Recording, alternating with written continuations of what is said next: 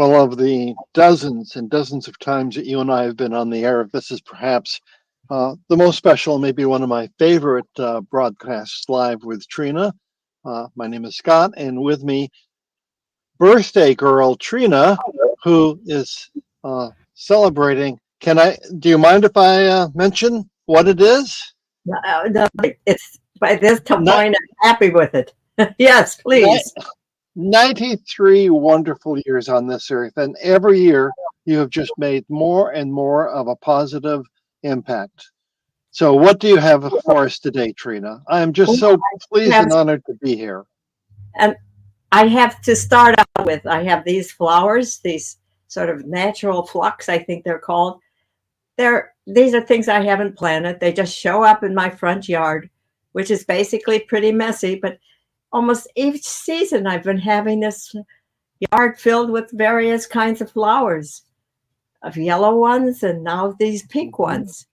So I'm just holding them up right now as we start to show that there is hope for the flowers, even though the world looks pretty chaotic right now. So I'll put those down because I think if this very day of my birthday, which is today, I want to emphasize the 1930s when I was born and say something about my mother and father and those things of that early time, because I think it's useful to see how this suburban Cleveland girl who comes from people on the farm, who came from 2 generations before that, came from Alsace-Lorraine section of Germany and France that always went back and forth between them, came through Ellis Islands and also bought land down in New Orleans, in Ohio, about 40 miles from Cleveland. So I grew up in Cleveland because my father had become an electrical engineer and got a job at the Cleveland Electric Illuminating Company. And I want to show you this picture of his family. My dad was the littlest. He was the youngest.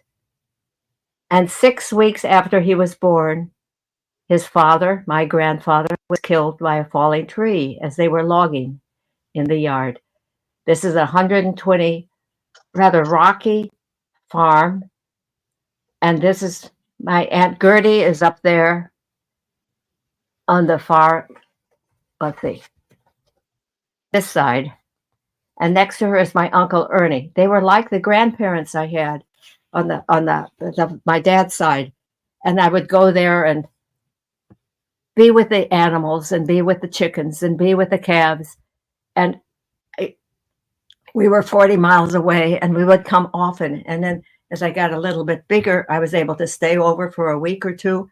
What a wonderful thing I had. So I had both the country and farm life and the advantages of a suburban city like Cleveland with the art museum. And as I got more proficient in my art life, Cleveland Arts Institute of Art, I just had a very special childhood.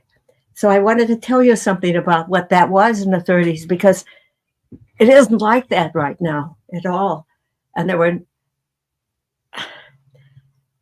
we did have radios. We had no television. And so we played outside all the time, and the kids in the neighborhood. And in my neighborhood was 90 families on a little short street. And we were 4 Catholic families and a whole bunch of Jewish families, but most of them were Anglo-Saxon Protestants. But we had no problems between us. It was a white neighborhood. And so there wasn't any question. Then it gradually became first a Jewish neighborhood as the decades went on, and then it became more of a black neighborhood. And my mother stayed there all those years.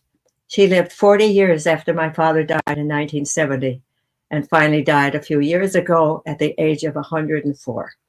So that's the brief picture within that. But I want to go back now to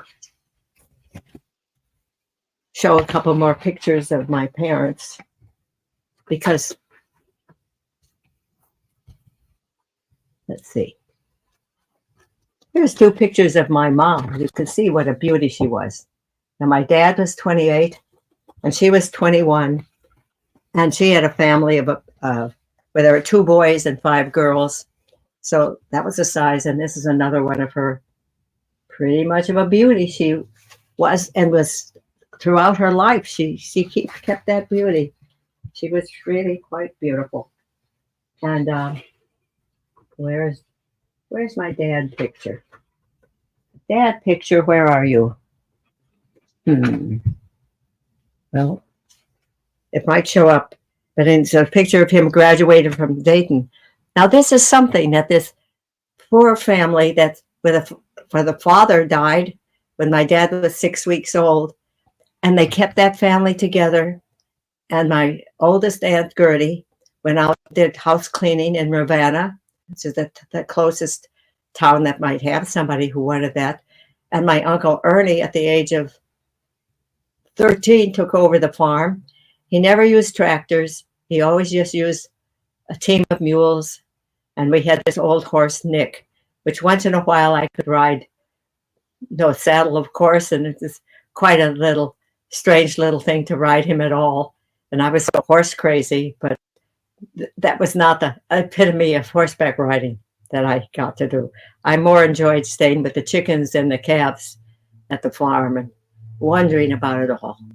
So that's my growing up then. And my mother was the daughter about a mile away at the general store place where the intersection crossed. There was a general store thing that after a certain point got gasoline, was also a gas station, then later on became a post office. But when I was growing up in those early 30s, it was still the general store where people came for boots and hats and sunglasses and everything you can imagine, and seeds. It was just a great big sort of general store. And supplies came in from Akron and some of them from Cleveland occasionally. So that's how it was. And this was, in the early days, it was horse and buggy days. My father knew how to drive a car before he ever even saw one. So he was one of the first people to get a little car in that area. And so they managed to educate on that, from that farm, that very tight farm life, educate the 3 boys. One became a professor of agriculture at the University of Tennessee, my Uncle Albert. And then the other one became a lawyer in Columbus, Ohio, and my father an electrical engineer. And one of my aunts became a sister of the Humility of Mary, and Sister Crescentia is her name. And then my Aunt Mary married, and we always went to her place occasionally. And she had a lot of children also. So those were my cousins on my father's side.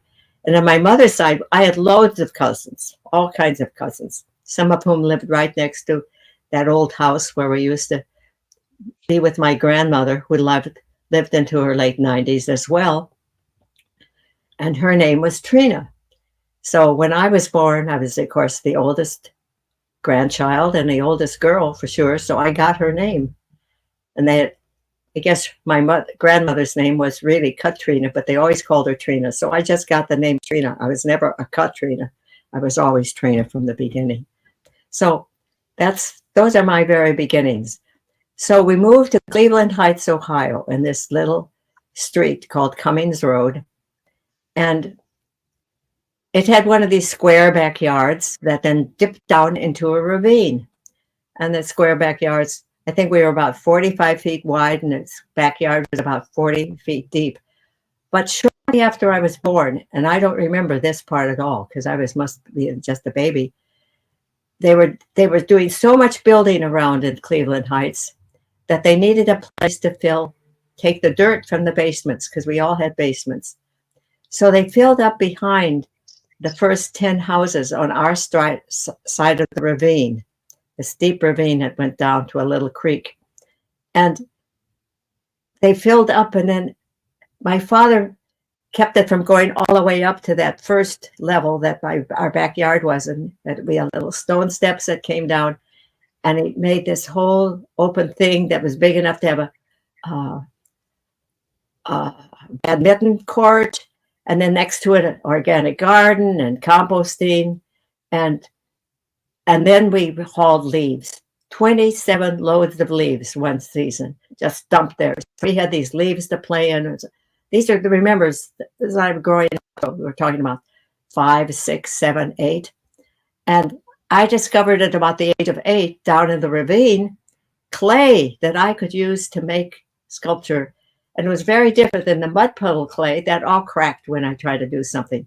So I discovered this clay. If I'd have had a wherewithal to have sieved it and gotten the little pebbles and stones out, little things, I probably could have fired this clay. It was just really clay that didn't crack when it dried. And I have some of those sculptures still.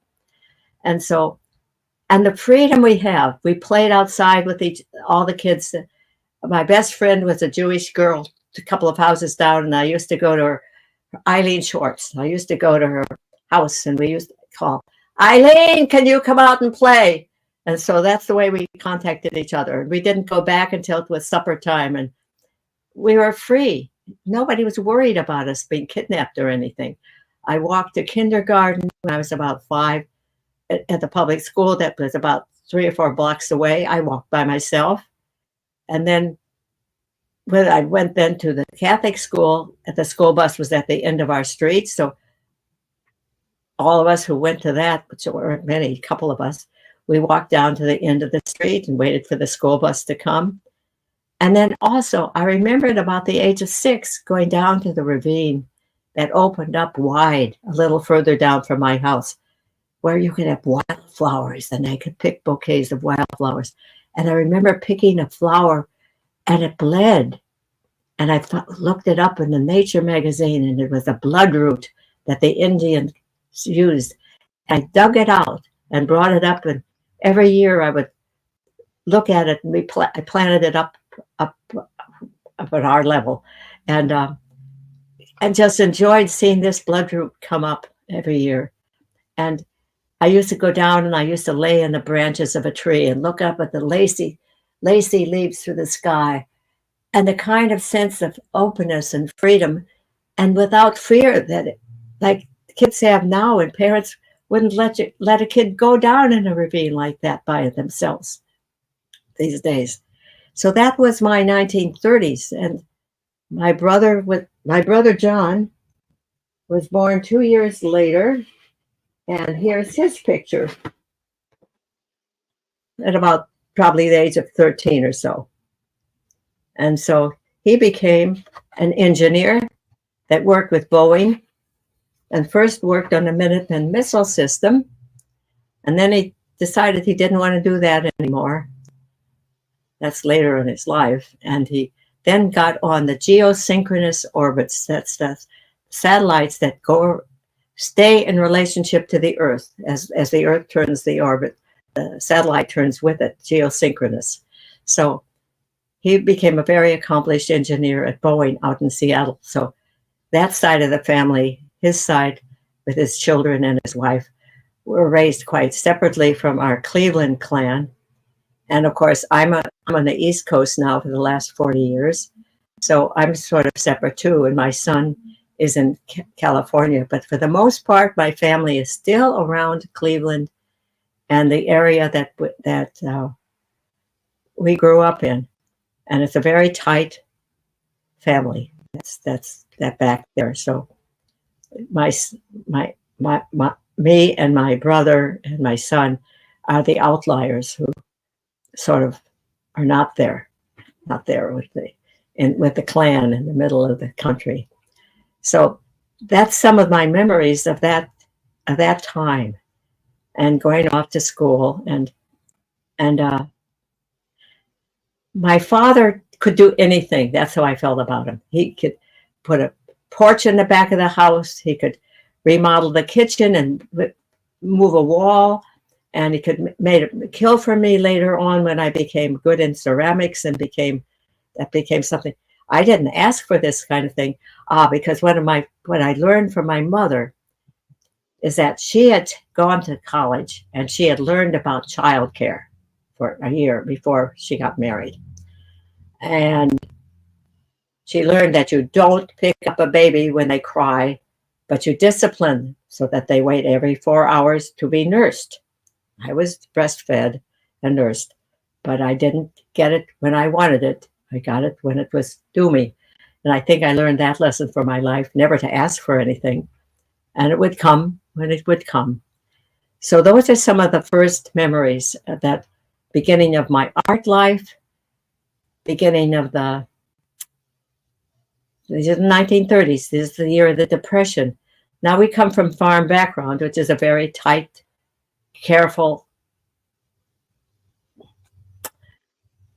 never waste anything approach to start with. And then the Depression encouraged that behavior. So we managed fine, and my mother sewed our clothes.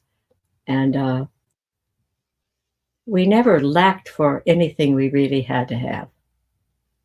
And I don't know how much they might have sacrificed anything. But my father also loved cars. So we managed to have a car during all that time. And so that got, now we get up to 1930 through 1931. I was born in 31. So we get up to the end of the 30s. And life is going on there. And I'm in Catholic school and doing well. I was always sort of top of my class all the way through school. And I finally graduated from Ohio State when I was like 37, summa cum laude. So I did fine in school, but it hasn't made much difference for my life, because as an artist and what I've really done has not been weighed by degrees. So I haven't had to use a degree to get a job, because I didn't have any ordinary jobs in my life, practically.